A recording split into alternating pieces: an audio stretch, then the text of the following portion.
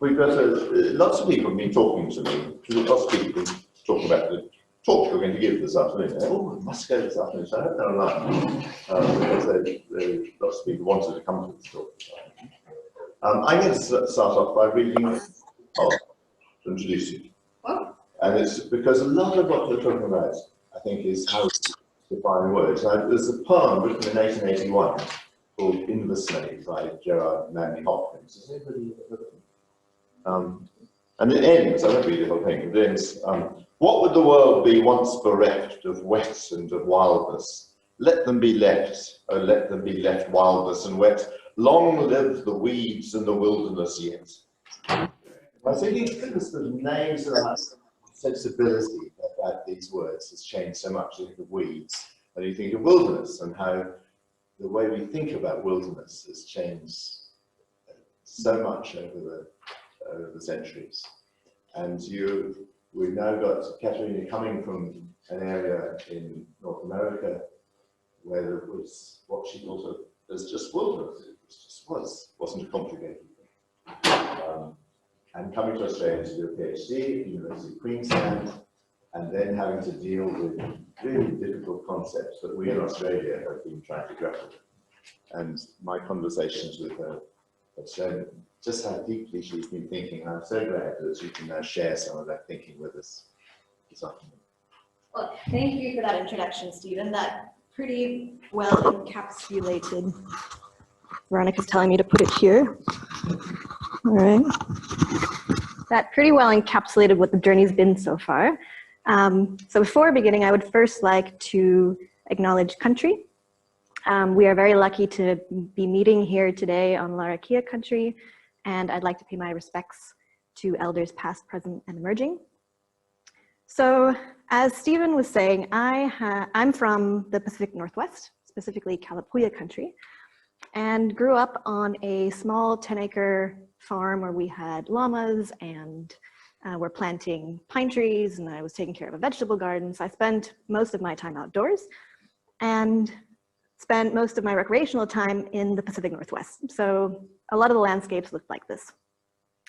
And as I became more and more interested in environmental science and in zoology and ecology, did a lot of work in places like the Galapagos and in Gabon, in mangroves, and in Chilean Patagonia most recently. So I spent about 2 years in Chilean Patagonia doing some work on endangered deer species there. So that really has shaped my understanding of these remote landscapes and what that looks like. And I found them to be extremely inspirational, very formative. And so I had decided that I wanted to do a PhD to protect these types of places. So I'd always wanted to come to Australia. I thought a good way to get to know the place would be to do my PhD here, and told the folks in the US that I was going to do my PhD on wilderness conservation. And my supervisor at the time, I'm going to be doing wilderness conservation. And the reaction that I got was really positive, like, excellent, good on you, thank you for your service almost. It felt really nice. And then I arrived in Australia and started to have different kinds of conversations and would tell people, oh, I'm doing wilderness conservation, and would get a little bit of side eye sometime. And I thought that was interesting. Delved into the literature a bit more, and then started to leave the city, the metropolis, and I'd go out a bit further, and we got very different reactions to when I said I'm doing wilderness conservation. So I started to realize, okay, there's clearly something going on here. What are the implications of my topic? And while I had started on this journey, there was the social revolution in Chile, which originally I was going to spend a lot of my time continuing my work in Patagonia. So I was watching that unfold. It was the start of the coronavirus pandemic. We were in the middle of the climate emergency. Then we had travel restrictions hit us. The Black Lives Movement took off in June of last year.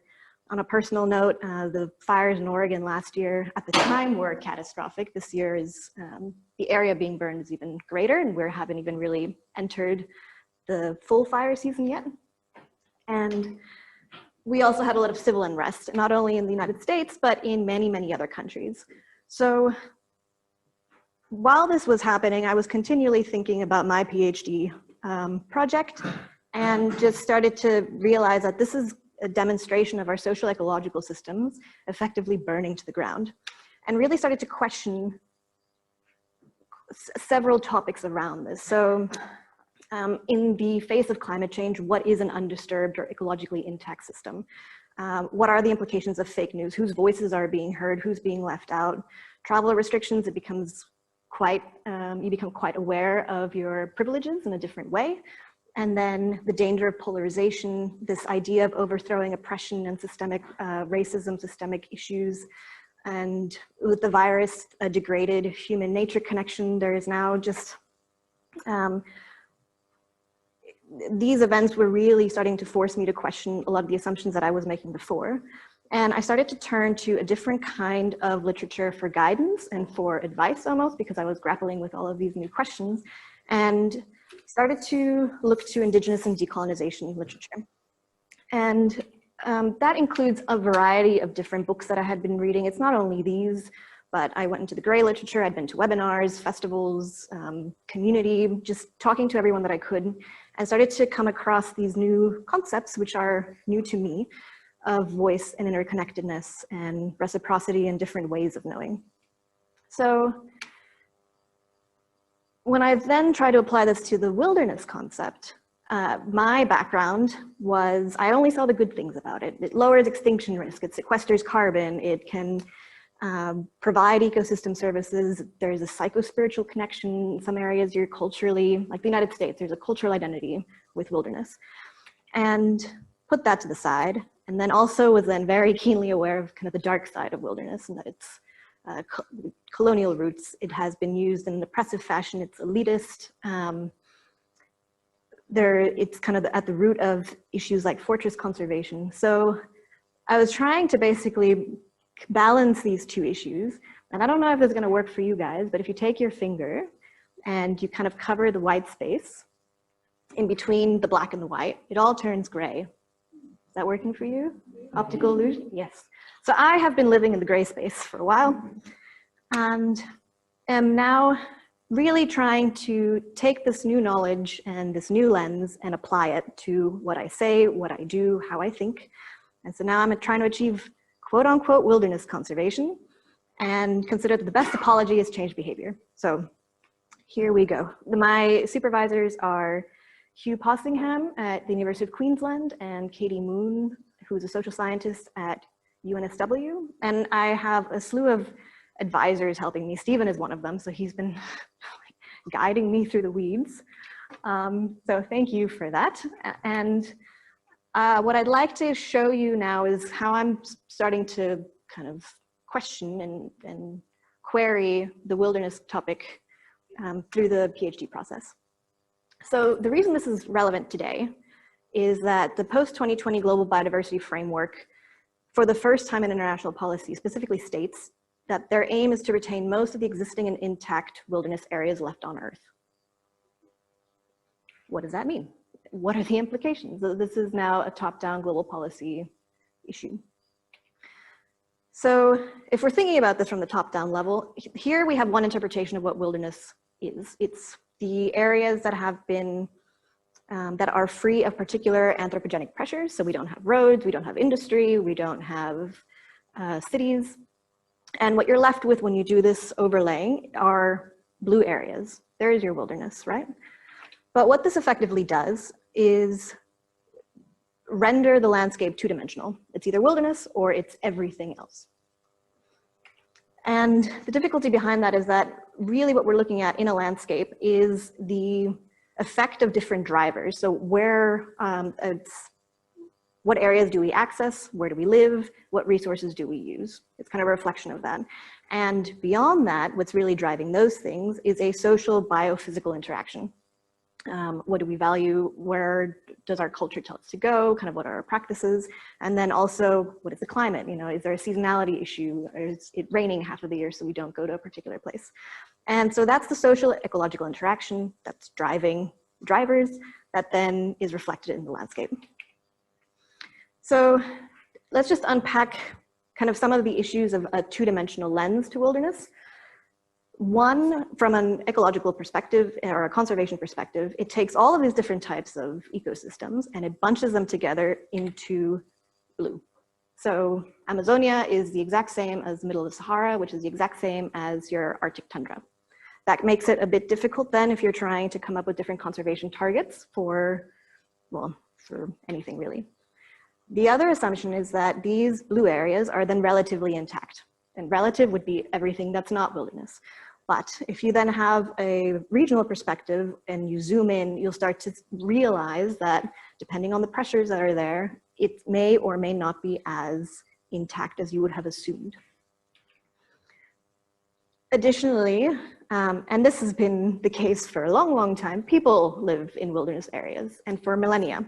And what's happening when we are rendering these places blue is that even though the conservation definition has now shifted largely to say that indigenous peoples are included in the wilderness definition, their ways of life are an important value within the wilderness definition, at the same time, this is really just home to them. So there's always going to be this tension. So the aim of my thesis now is, or the PhD, is to enhance environmental conservation approach by increasing specificity and providing some more context and really thinking about how we're engaging people in this. So the main questions are, can the wilderness conservation approach be enhanced from a global policy perspective? Can regionalism operationalize conservation objectives and realize targets? And can a decolonizing approach be applied to be more inclusive and discursive? And improve the effectiveness and the equality of environmental conservation in general. So to introduce the topic, I'd be doing that from a geopolitical perspective and considering how have we come to 2020 where wilderness is a dirty word. And first, it would be looking at how protected areas came to be, the history of a protected area, especially from a Western European perspective. And break that down. If people have questions about kind of the different significant events that have led us to that, I have another slide that breaks it down further. But how we go from the Enlightenment and the separation of self to fortress conservation and wilderness conservation. Then it would be an evaluation of what mapping is and does, who gets to map. Really, there's a psychopolitical lens to map making. And asking what is wilderness anyhow from a geographic or from a spatial perspective. So Dr. Robert Leslie, he was quite pivotal in this space, and a lot of the academic literature around wilderness mapping comes from him. And he also then later on was really starting to talk about the relativity of wilderness. And regardless of how it is mapped, if you read between the lines, wilderness maps can show a particular type of psychology and a separation of people and nature. So either way, it is a useful tool to understand what's going on. The reason this is important is because our planet's on fire. And so now the 21st century ecological perceptions are, what are the implications of our ability to map anything globally? And apply that in a top-down way.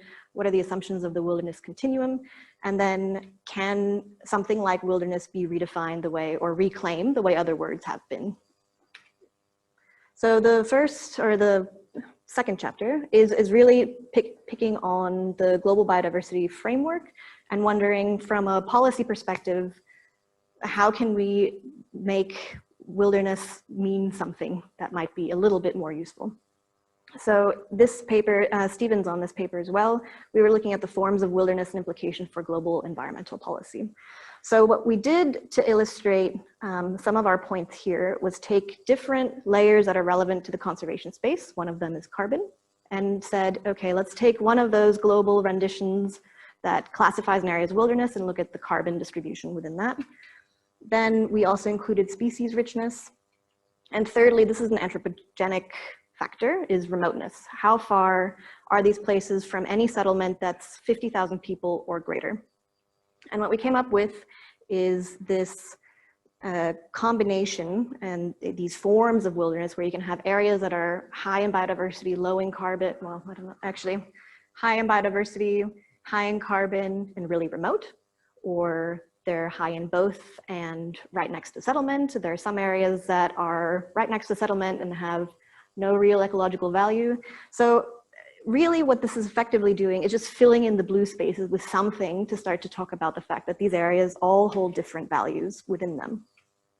So from this, chapter 3 is looking at the geography of wilderness and going back to that higher resolution mapping to contextualize threats to intact places.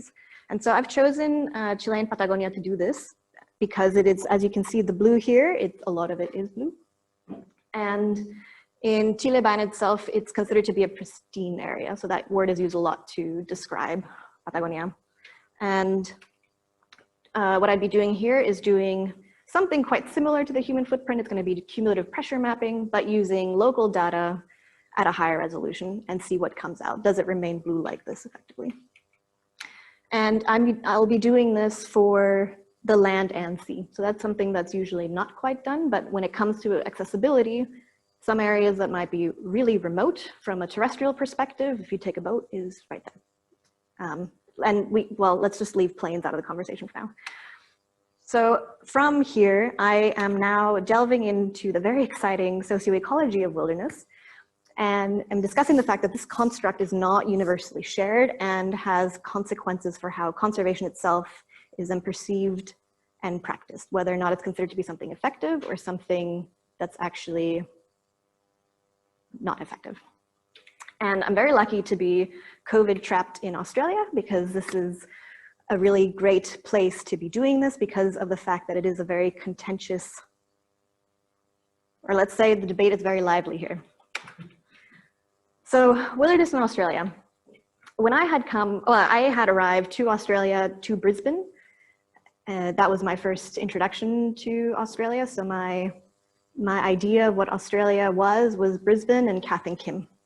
And I realized that if I'm now going to switch my area to Australia, I'm going to need to get to know more about it very quickly. So I traveled.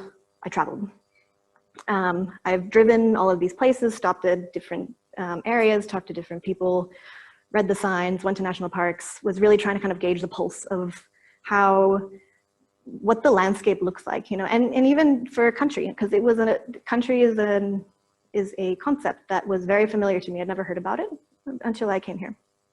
So I drove through a lot of country, as you can see, and then came up to Darwin. So what I'm doing now is we'll be interviewing people across the conservation spectrum. And by that, I mean academics, people working in NGOs, rangers, policymakers, folks that think about conservation on a national level, on a national level, on a local level, and apply grounded theory to determine how people are perceiving, constructing, talking about, thinking about wilderness in the context of the 21st century and the fact that it's still something that's being talked about at different scales. So those are the main chapters. And the 5th chapter is a bit different. It's taking into consideration that from the traveling that I've been undertaking, it became very apparent that there is one place that someone could perceive to be a wilderness, and that exact same place is country. That's kind of a false dichotomy though, because you can have more perspectives and there are more than 2 sides to this one place. So if you continue to extrapolate this thinking, there's like a million different ways of perceiving an area and thinking about what it means to you, what you value in it, how you're interacting with the space. And that's reflective of a relative perspective. So let's think about some place like Kakadu National Park. From the images to someone who hasn't spent much time there, it is the largest national park in Australia. I mean, it's expansive. You can fly over it for hours. It's really remote. To this person, it could be a wilderness. If I told you this was taken right next to the highway, it might no longer be a wilderness. If I told you this person decided to actually, they're not paying attention to landscape at all, really they just went through a horrible breakup and they just came to try to recenter themselves and this is their therapy, they might be in a whole different headspace. If If I told you that this is actually an extremely invasive weed and that is a ranger, your relationship to that landscape and the way you're perceiving it completely shifts. So if we're thinking about this from the fact that you could have wilderness and country, and I'm a ranger trying to eradicate this weed, and I'm someone trying to go on holiday and have a good time, it becomes very nebulous. So what I'm trying to do now is actually think about how we are filling in place, what goes into that. And if you think about it from a landscape perspective, basically you can color in that space and think about it from a social and ecological and a geographic point of view. That would be a very easy way to do it. But there are more than just those dimensions, and that shifts as well. So with this added complexity, what I'm trying to do is a multidimensional relational model. And it's a work in progress, so I'll just leave it there.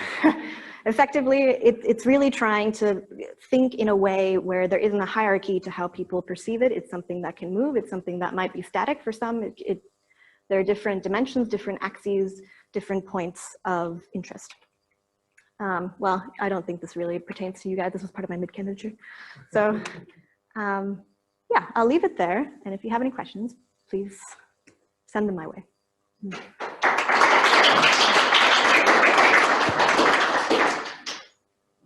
We don't have any questions, I'll just keep the microphone.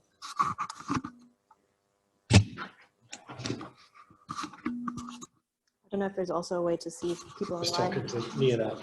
Thank you. Hello. Thanks for that. I was just wondering, in your geopolitics of wilderness slide, you mentioned that the Enlightenment was a crucial factor because it instituted the separation between the self and the world. And I was just wondering what your thoughts were on an alternative perspective, which was that there was a material forces at play that generated this set of ideas in the Enlightenment, and that it was the material forces that were eroding feudalism and instituting capitalism as a new social order that meant that these ideas suddenly became palatable. So wondering what the role of material and economic forces is in relation to the issue of wilderness conservation. I'm glad you asked that because I had more of it to show. I just didn't want to spend all of my time on this during the presentation because this is something I'm really interested about. So the Enlightenment, that era was 1600 to 1700s, and that was promptly followed by the Industrial Revolution. So they are coupled in a sense in time. And during the same time, this was when the idea of terra nullius was applied in the US, Canada, Australia, New Zealand, and Patagonia, which are the countries that, if you think about wilderness, may or may not be using them in policy. So that's already an interesting coincidence, maybe not. So that is there. And then again, during this period, you had some really significant events like the Berlin Conference, which effectively was a lot of European countries coming together to carve up Africa, and the East India Trading Company, which had a lot of a political and socioeconomic influence in Southeast Asia. So where I'm then thinking there is a little bit of a shift with the protected areas was that during the Industrial Revolution, between that time, so there was an expansion, the frontier expansion westward in the United States, which then instigated this idea of national parks and creating boundaries around natural areas. And that effectively started the conservation movement. So in a way, even though national parks have catalyzed fortress conservation to a certain degree, they were also, I think, the response and the reaction to an industrial industry. And so you can see that oftentimes when you have a reaction, it can be really quite radical, and it has to be in order to be able to counter these forces. So in a lot of ways, that spectrum became a dichotomy very quickly. And then in 1945 with the United Nations, it really did kind of cement a top-down approach. You now have an official global language or official global languages, and you're kind of it's making any sort of bottom-up effort a little bit more difficult, where somebody might say, you know, the wilderness idea doesn't apply here, so don't try. And that's really, like, that's kind of where we are today. And the reason this is interesting is because in some areas there's still a complete rejection of the wilderness concept and idea. It philosophically makes no sense, it doesn't apply, it's offensive. And then in other areas, they're reusing it and redefining it in a way where they're actually, the communities there are utilizing this to counter corporations and to counter certain types of extraction. So hence the question, like, to what extent is this helpful and to what extent is this harmful? Where should it be used? How should it be used? Yeah.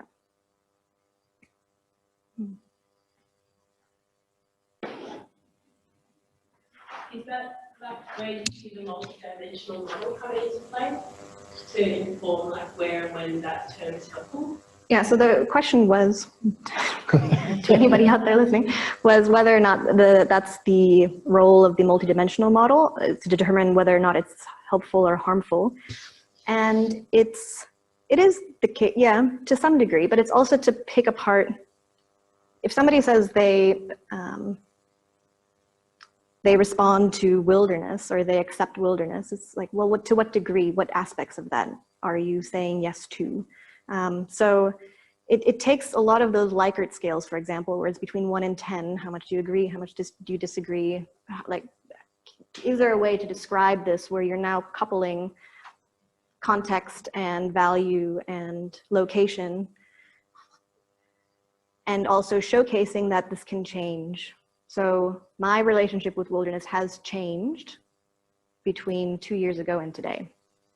And so it is about not pigeonholing people, and it is about kind of respecting the fact that there is no invalid way of perceiving a landscape, but it would be useful to capture it, because then if you have somebody over here and somebody over here coming together to have a conversation, it'd be really useful to know where is their commonality and where are they just on the other ends. So either it would be to identify where to start, like, okay, let's have a conversation about where we agree or almost agree, or, okay, we need to think about the fact that you and I see black and white, and whether or not that needs to be either if it's reconcilable, or you need to respect the fact that they are different.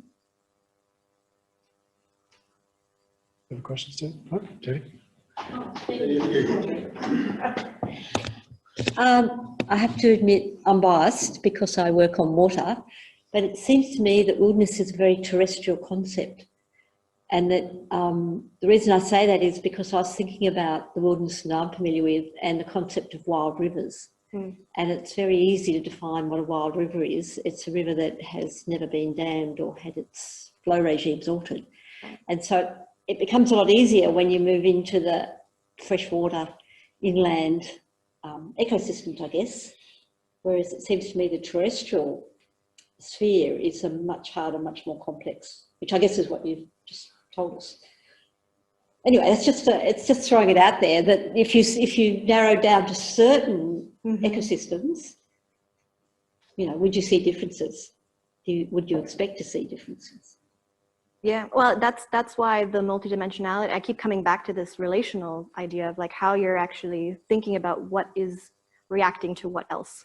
And that's the reason why the Patagonia chapter is actually a land and sea approach to help kind of bring together the fact that we do have boats. We can't just ignore the fact that we don't have them. So we are out there. It is, and for the indigenous people, the indigenous communities there, they call the landscape Maritorio, that is land sea. They don't separate it at all. So if I'm going to be trying to look at this scape, I need to consider all of these things interacting with each other. And it's been a challenge because if I'm trying to map cumulative pressure, I'm now delving into an area that with boats, for example, you have some that remain on the surface, and you have different types of fishing. Some of them are trawling, so now you have the sediment being disturbed. Sometimes they're only there at particular times. So the time-space function is quite different, especially because you have particular waterways that are commonly being used, but I can't go to remote sensing and well, that's what we're trying to do. Like we're trying to encapsulate that, but it's way more complex. But that was kind of the idea, is that the indigenous communities are really trying to reclaim those spaces. It's an out of sight, out of mind issue. And so it's being continuously sold to aquaculture concessions. And because you can't really get there to see it, I think it becomes a he said, they said, she said problem. And so that's the idea now of considering context. And that's what you're talking about with scale, like to what scale and how are you drawing boundaries? And then also along with that exercise, saying why you're drawing them in that way and just highlighting the limitations. So that's a step that often, especially on the global level, it's like, this is what's happening across the world. And it's really hard to say no to that, just from the power dynamic. I'll go since I'm here. Have you looked at all at the literature on valuing species? Because there's quite a, we had someone working here a few years back looking at, I think there were 10 different measures of ways in which you could value species, from utilitarian to cultural, social, mastery of species, like all the twitchers, like they're mixed with the hunters, again, and the same sort of multi-dimensionality and the value that society places on a species is politically contested. So it changes through time and space as well, depending on the political processes and economic processes within that space. But it seems to be fairly analogous to what you're trying to do with these wild spaces. It is. I haven't delved much into that literature, mainly because the nature of this particular project is already so social and so geographic and political and ecological that maybe as a postdoc, I could do that. I've only just thought of that, and I'll give you that literature when you... No, but it's something that's been shared, and I've been asked a similar question about how people value biodiversity and whether or not some species we should care about. It's an intrinsic question, like, does it matter whether or not this is still around? And then it becomes a values issue of like, yes, in principle it does, no it doesn't. Well, what if we take this out and replace it with one that serves a similar function? So yeah, I agree. Like a lot of those same questions come into play. Mm-hmm. Katharina, yeah, wonderful presentation and interesting stuff. Especially, I had opportunity to look at place-specific diversity of people's perception on forest ecosystem services. Actually, my study was in Bangladesh. It was kind of upland and different ethnic groups. It's close to the Myanmar border. So it's interesting in a sense that the context of the people, where they are located and how close they are to the forest, I mean, in terms of the proximity to the forest, actually determines sort of perception level. The numbers of ecosystem services important in their day-to-day livelihoods or well-being or whatever, etc. And I'm thinking that one of your chapter you said about the social ecological interaction and sort of relational aspect. And I think it's actually emerging issues, and partly this is emerging in the West or sort of Western education. I know some of the people based in Stockholm Resilience Center or even part of Europe, Germany, they are doing this sort of understanding what sort of relationship exists or relational aspect between nature and humanity. Do you think there is difference or contrasting feature between West or the rest of the world? Like if you look at the wilderness of the tropics in developing and like Bangladesh in like developing countries, do you see, is there any difference? I mean, it's just a kind of interest to know from you. My response to that is that there will be differences because wilderness is an English word. It has Northern European roots. It is a noun and a verb and an adjective. Or is it a verb? You could be in the urban wilderness. So, all right, like immediately, that it means a different thing. So it is very much how are you defining this and what are the elements that are constructing it? When is something then no longer a wilderness? It is a completely relative way of defining something.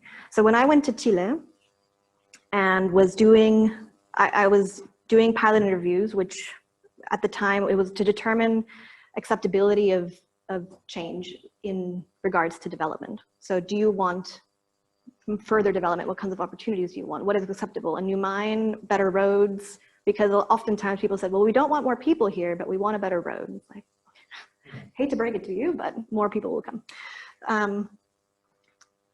And I would ask them, are you familiar with an intact place? And they said, no. Are you familiar with wilderness?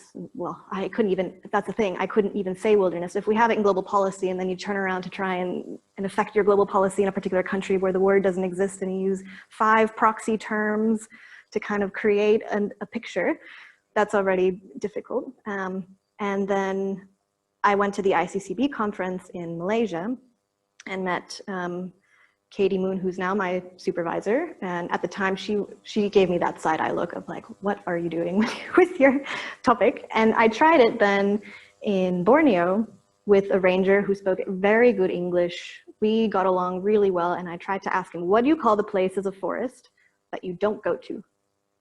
And he looked at me, he's like, forest? What's wrong with you?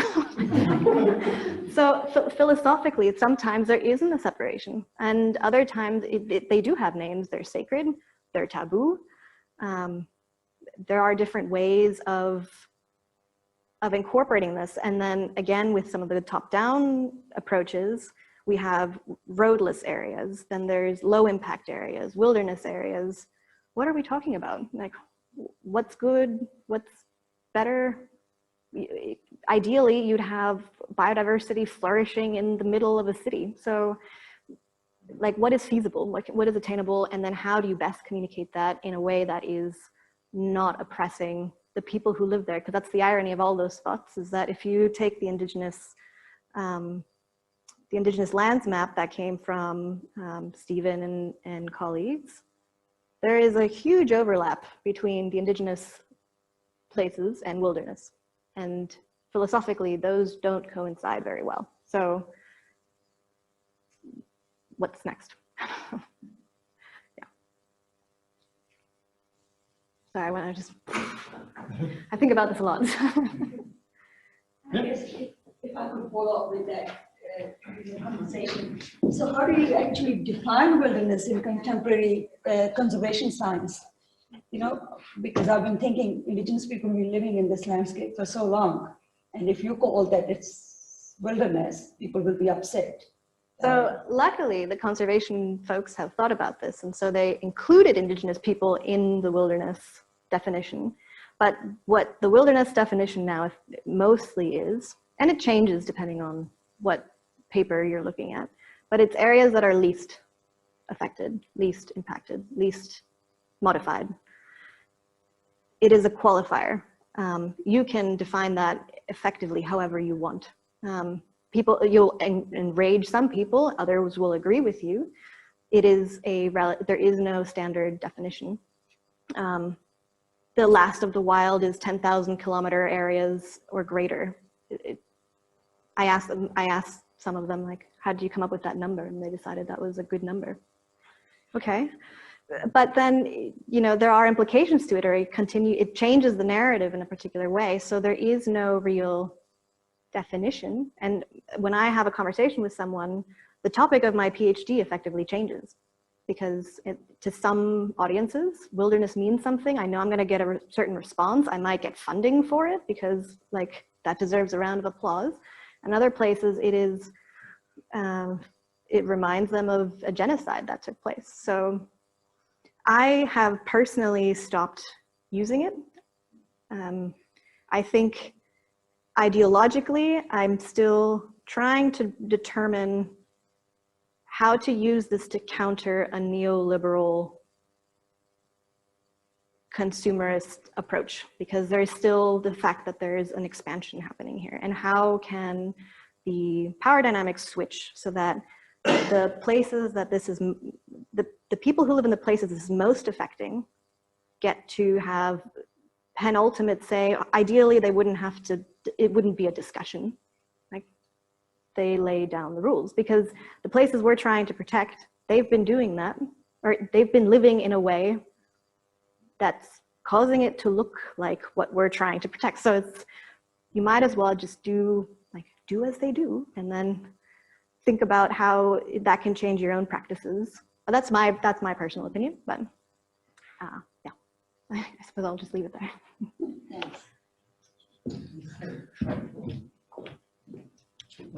Thanks, Katha.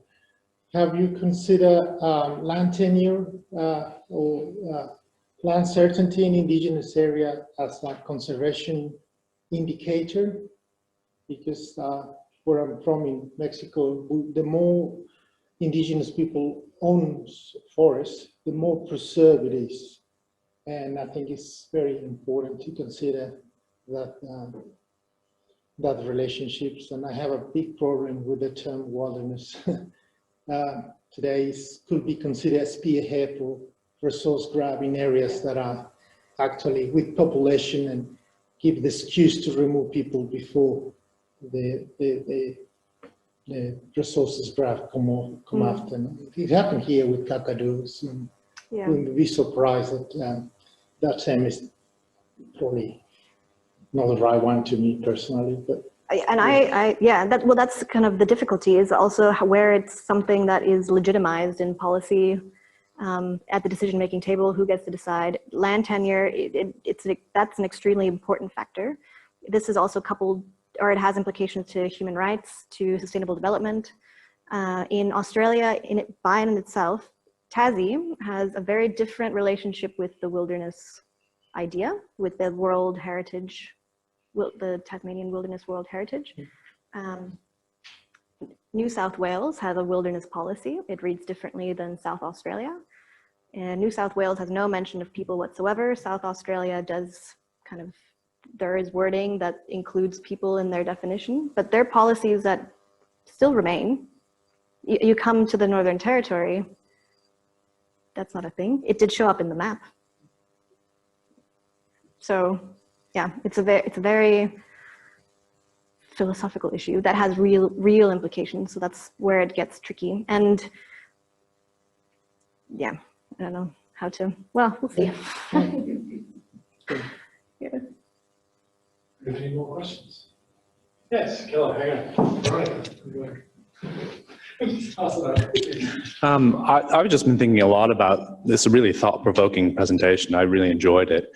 But I think that definitions really matter. And it was interesting to me that you didn't try to define it. I'm sure that was intentional. But it almost seems, by taking a social ecological perspective, it's almost at odds with the concept of what wilderness areas as previously defined are. And without an existing definition of what wilderness is, whoever you ask is going to always have a different view. And so I'm just wondering, if you can't actually define it, how are you going to map it? And in trying to make that definition, you also have in the Anthropocene in your title, which is interesting as well.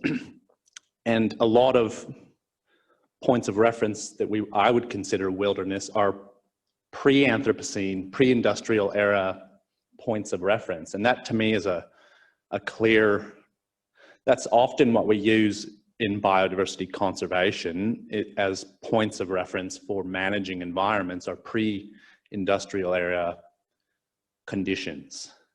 And how does that, in your view, play into defining this? And do you intend, maybe by the end of your thesis, to provide some definition of what wilderness actually is? Well, it would be the equivalent of me trying to define what art is, or what God is, or because it is a construction. It isn't a physical object that we can use different words to describe in different ways. it really doesn't exist, even though it has an effect. So that makes it really difficult, and especially as everything changes. So before we were talking about an unmodified ecological system. In one way, you could probably go out and make sure that, okay, we haven't been here, we haven't dug anything up, we haven't done X, Y, Z. We're now in the context of climate change. Like, do you count that? What about aerial pollution? I mean, you can't, there's some things you can and can't control. So because of that almost like pulsing of change, I think it would be really hard to do that. So rather than focus on defining the term, what is the term meant to do? And think about the purpose of it. Because then it doesn't become about the thing itself, it becomes about the process to achieve. Yeah, I agree with that completely, but I guess I then don't understand why the focus is then on wilderness. Why isn't it on intact ecosystems or You'd have to ask the Convention of Biological Diversity framework people. Yeah, that means you need a tangible, measure of wilderness. Yeah, no.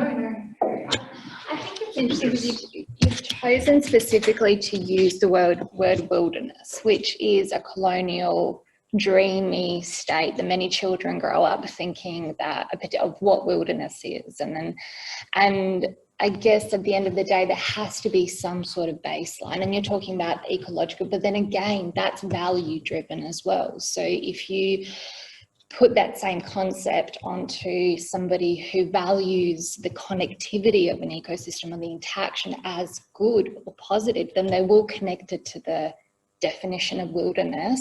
But someone who says, well, that's a wasted resource, or we're not tapping, or there are external powers that are stopping me from tapping into that resource. Drawing borders internationally can literally mean the difference between a policy that preserves an ecosystem and one that doesn't. And that's just a political border that could have been so it's really interesting. It's just, I'm not being critical at all. I'm saying it's really interesting that it must be very difficult to do that and to try to compare and map that. Yeah, I had to, so this is, I didn't think about it. I grew up I didn't know who the tribal communities were where I grew up. It was never taught to me. I knew about the names. It was a history. This had happened in the past. I'm like, okay, this is what it looks like now. And I really like and enjoy the areas that I can visit that aren't noisy, really was kind of my thing. So then coming here and that was the intention, was to map wilderness better, whatever that means, and realized a couple of months into it that that's something I could no longer do. And I had to change supervisors. It was this complete upheaval. That's why I think the decolonization literature really resonated with me, because I didn't realize to what extent my framework had been structured for me without me knowing about it. So unpacking all of that, rebuilding it, then realizing sometimes like, no, you built it the wrong way. It actually has to be built this way. And kind of being very open to new information has been what's been so important to me. And the latest kind of realization around that is this idea of relationality, in which something doesn't, like, for something to exist, it has to be able to interact with something else. And that's like, it finally kind of occurred to me as to why in a relational ontology and how people perceive reality is like, I am here because you are here. And so wilderness, and that's why the separation of self is such an important function, is that in some of those communities and some of those worldviews, you cannot separate yourself from the system. And implying that you can, it does not compute, because there's an interaction, because you have an effect, because there's an influence. And if you remove that notion of consequence of your actions, especially if you're thinking intergenerationally, I think that's how you get a lot of the negative externalities that we're seeing, where it is self-driven, self-focused. You're not considering other things because it's just not factored in. And so I'm trying to understand that in a way that can be communicated because otherwise to me it was like, oh, here is a story. And now I'm finally getting to understand the significance of the story in a way that it's changing my perspective and my relationship with, well, everything. So if I can do it, I think other people can, because I don't really think I'm special in that way. So it's about now also describing that journey. Like my PhD thesis is going to look very different, where I'll have a positionality chapter, a reflexivity chapter. The experience is extremely important, and that almost goes back to the idea that it's not what you're doing really, but just how you're doing it. And so this is the process that I had undertaken. It was a very painful one. But I suppose that's what a PhD is meant to be. So I think I'm doing it right. Yeah. Anything else? Yes, David.